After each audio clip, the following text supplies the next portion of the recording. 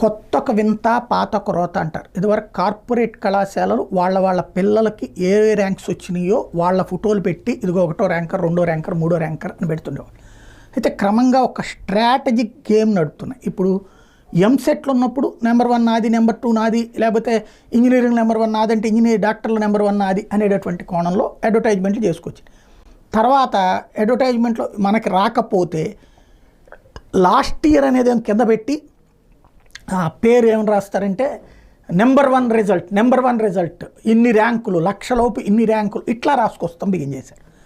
అదొక విధంగా అంటే అసలు విషయాన్ని పక్కదో పట్టిస్తుంది. ఇప్పుడు అలా రిజల్ట్ రాగానే ఇట్లా యాడ్ వచ్చేస్తుంది. కాబట్టి ఇక ఆలోచించే తీరిక లేదు. ఇక ఆ కార్పొరేట్ విద్యా సంస్థలో బ్రతకడం మాత్రమే మన బ్రతుకు అనేటటువంటి రూట్లోకి వచ్చేసాం.